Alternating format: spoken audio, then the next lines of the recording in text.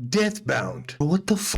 Every once in a while, developers take risks in trying something new because let's face it, most games try to replicate a working formula and most of the AAA space in gaming is basically just reskinned versions of the same game. And this holds especially true in the RPG space and probably even more so in the Souls-like subgenre of RPG games. Now we all know From Software are the GOATs in this space, and while most games try to give their own twist on the tried and true formula of Souls-like games, Deathbound does it in a way that I don't think I have seen done yet in my 31 years of gaming. What sets this Souls-like role-playing game apart from the rest of the genre is the way it handles its class and ability systems. So instead of building your own class through creating a custom character and investing points into stats, it instead gives you set characters with their own playstyles and lets you switch between them on the fly. Now admittedly, changing classes or abilities on the fly through different classes has been done in RPG games before. Deathbound does it in a completely different way where it actually gives personality to the characters in use as well as conflict, which is amazing, which we'll get into in a little bit. I don't know about you, broski, but that's a super cool premise and mechanic in a Souls-like game. So let's take a closer look at whatever the f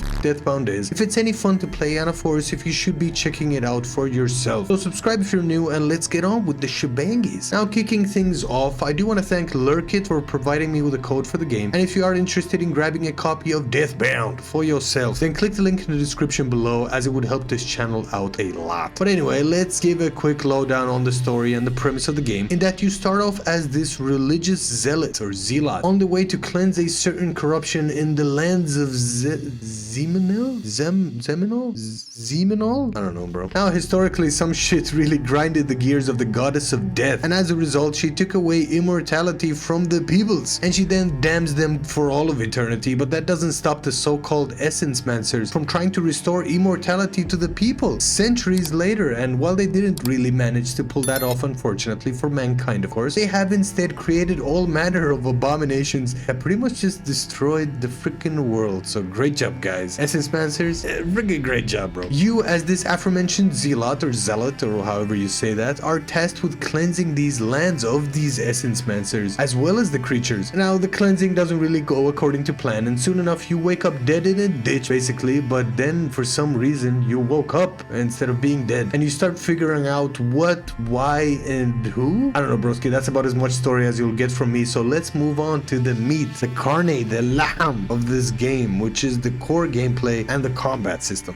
Yeah, boy. And thankfully it's pretty good, but man, is it hardcore, broski. I gotta be very honest with that, which we'll get into in a little bit. But it doesn't take too long before you get introduced to the class mechanic in the game, and as soon as you start using the mechanic, you might be just like me and genuinely think to yourself, why haven't other games done this before in a Souls-like game in general, but in gaming, any game, any role-playing game, because it's a freaking cool system. So you get to mix and match between 4 active characters. So far I have only 4 characters unlocked, but there's a total of 8 I think in the game. But these characters all have their own personalities and backstories, and watching them discuss and debate each other in the game as the game progresses is just sublime, man. I'm using fancy words because it's so cool. It's so cool to just watch these guys just bicker about with each other. I just loved listening to the characters with opposite ideals just argue with each other, and it feels super different to other games with multiple kind of main characters, because here it's one of those cases where they're kind of stuck together instead of wanting to actually help each other. This is further awesomized by the synergy system, and I hope awesomized is a freaking word, in the game, where you get an indicator next to the class that tells you if they actually like the person next to them, and as a result they either get buffed or not. And all of this will come in very handy when you swing, swoosh, dodge, and backstab your way through these linear lands of Zemilnir. Playing this game gives me crazy Dark Souls or OG Demon Souls vibes because of how linear the levels are laid out, but the amount of shortcuts and like side roads with loot in them, as well as the combat, which is super hardcore, man, OG Demon Souls vibes. Now speaking of combat, of course, it's very dependable on what class or character you are using, of course, but the basics remain the same as with most Souls-like games of light and heavy attacks, with Deathbound introducing the class-specific abilities depending on the character in use, of course. Man, I said of course too many times. And while every character feels different in the way that they play and the utility that they have to offer, they all use the same health/stamina system, which makes this game super freaking hardcore, bro. I gotta be very honest with that. It's very different from other Souls-like games where you usually have health and stamina separated from each other, but in this game they're one and the same. Now let me explain. This system might actually surprise a lot of players because it definitely surprised me at how deliberate you have to be in your attacks. The less health you have, then the less stamina you then have in turn have.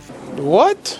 So essentially, if you get hit, you don't only lose a big old chunk of health, but you also reduce the amount of stamina you have to, well, literally do anything in the game, because every action is literally stamina dependent. Broski, let me tell you, I jumped into this game thinking I was still playing Flintlock Siege at Dawn, which I do want to shamelessly plug in this video. Click the link right there. It's a new camera setting right there. But I am indeed nowhere near immortal enough, because I got smacked so many freaking times in this game, because it really wants you to play it the way that it wants you to play it, if that makes any sense. You know how in other Souls-like games there are literally cannon fodder enemies dotted about? Well, not here, broski. Even freaking small ass spiders can kill you in an instant, and I found that to be both frustrating as all hell and just awesomely challenging at the same time. And I do hope that's a real word again. I don't know how to bend the word awesome. Now, time will tell if my opinion will stay the same once I finish the game, so if you want to see my eventual retrospective review of Deathbound, then smack that subscribo button down below. Kind of like how some of these bosses freaking smack me in the game, bro. Subscribe to heal me, please. Now, with all this class system stuff, it might at times feel a bit gimmicky, but the game really does do a good job at forcing you to change classes actively, because not only can you unleash heavy hitting swap attacks, but you can also heal inactive characters with the active class by killing the peoples with the active character. Does that make any sense? Other than the awesome class system, the game functions as a tried and true Souls-like game, where you get souls or whatever the currency is to then level up your character and dispatch things easier further on. Sometimes the mobs that need killing are of the bigger size, of course, in the form of bosses, and here swapping characters is super important, because you need to constantly be dishing out damage while also healing the inactive characters that you have, and it all just works super well together. And this brings us to the big question that we also love to ask on this channel, and that's, is the game fun? To that I will answer absolutely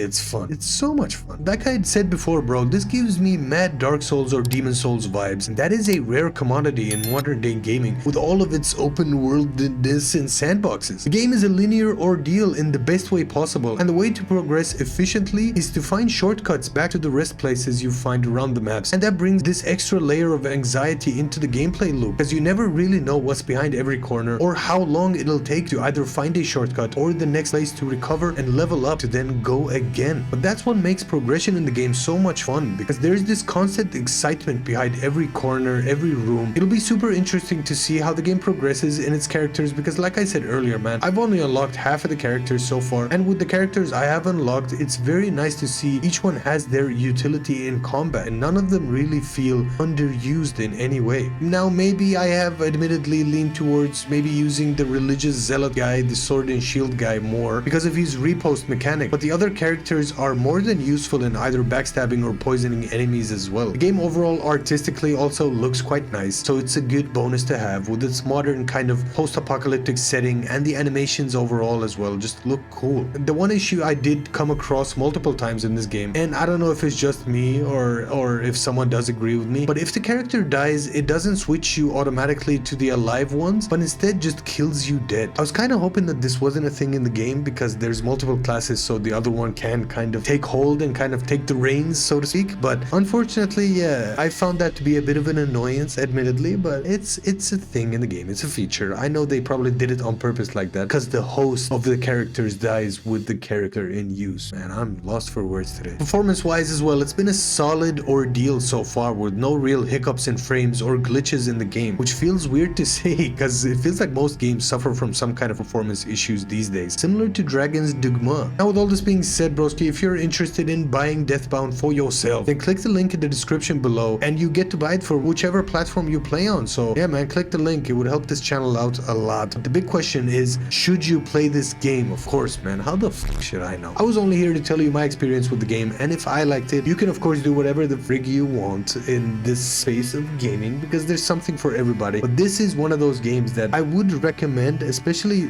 looking at the price and the game that you get, because it's super unique. I've enjoyed it so far. I'm gonna keep playing it, then again make my retrospective review. But I do want to hear your thoughts on this game. If you've played it, if you're planning to play it, if you think this mechanic is cool of a mechanic to have in a game, man. In any case, I've been your broski. I hope you guys enjoyed the video. If you did, click the like button down below, subscribe to the channel, man. Comment on your thoughts. If you like the new setting as well, I changed rooms, so now it's a new ordeal. Hopefully this works well. I got no option. I'm gonna keep doing it like this. In any case, I don't really know how to end this video, man. So here's a meme that I think of while editing this video. Follow me on Instagram and TikTok as well. Ciao ciao, hasta prontissimo.